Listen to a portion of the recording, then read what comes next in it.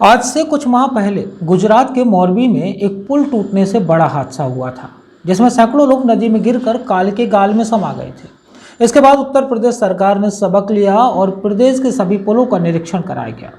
उन्हें दुरुस्त करने के भी निर्देश दिए गए, लेकिन समय बीता तो रात गई बात गई जैसी हो गई। हम बात कर रहे हैं जनपद जालौन और औरैया को जोड़ने वाले यमुना नदी के पुल की।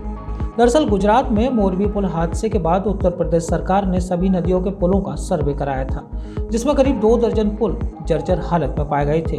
उनमें से एक यमुना नदी पर बना हुआ पुल भी था, जिसमें हादसों का अंदेशा जताया गया था। इसीलिए इस पुल पर भारी और बड़े वाहनों के आवागमन पर पूर्णतः प्रतिबंध लगा दिया गया। इसके साथ ही 3 महीने में संबंधित विभाग को इसे दुरुस्त करने के आदेश भी जारी किए गए थे, लेकिन अब पूरे 1.5 महीने का समय हो चुका है और अभी तक यहां पर किसी प्रकार के मरम्मत का कार्य शुरू नहीं हुआ। पुल की स्थिति ऐसी है कि यहां से निकलने वाले छोटे 2 पहिया वाहन चालक आए दिन दुर्घटना का शिकार होते हैं। पुल पर इतने गड्ढे हैं कि कई बार वाहन फिसल जाते हैं या फिर दाएं बाएं होकर दूसरे वाहनों से टकरा जाते हैं। अब यह बात समझ नहीं आती कि क्या मुख्यमंत्री जी का आदेश जिम्मेदार लोग दरकिनार कर रहे हैं या फिर पुलों की मरम्मत का आदेश सिर्फ एक झूठा दिखावा था। लेकिन फिलहाल इस पुल से यातायात करने वाले क्षेत्रीय लोग जल्द पुल बनने का इंतजार कर रहे हैं, लेकिन अब बचे समय में पुल दुरुस्त हो पाएगा यह कहना मुश्किल है।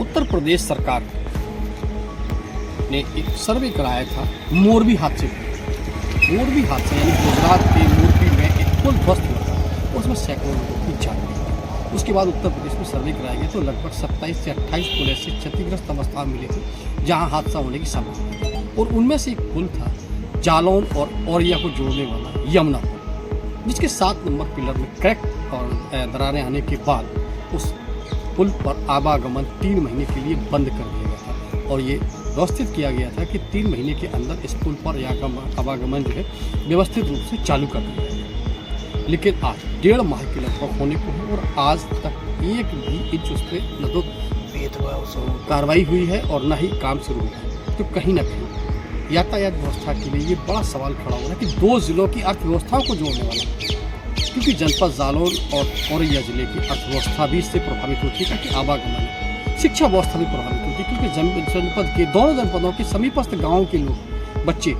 विद्यालयों में पढ़ने जाते हैं तो उन्हें अब बुंदेलखंड एक्सप्रेस वे के लंबे टर्न से जाना पड़ता है, तो इससे समय भी 2 घंटे ज़्यादा खर्च होता है उनका और व्यय भी ज़्यादा होता है। तो अब क्योंकि कल हमारे साथियों ने स्थानीय स्तर पर जाकर लोगों से बात की, पुल पर जाकर लोगों से बात की, और उसी समय एक घटनाक्रम भी हुआ है कि एक बाइक सवार को पीछे से एक बाइक सवार नहीं टक्कर मार दी। उससे पूछा गया था कि वजह क्या, तो उसका कहना यह था कि इस पुल पर जो गड्ढे पड़े हैं उसकी वजह से वो असंतुलित हो गया था और दोनों आपस में भिड़ गए। हालांकि ये पहला प्रकरण नहीं है, कई हादसे ऐसे हैं जहाँ पर हुए और लोग चौटाल भी हुए, लेकिन अब देखना बड़ा दिलचस्प होगा कि इस पूरे प्रकरण को लेकर जिम्मेदार अपनी जिम्मेदारियों का निर्वहन कर पाते हैं, क्योंकि 1.5 महीना गुजर चुका है, यानी आधा समय गुजर चुका है और आधा समय अब बाकी है।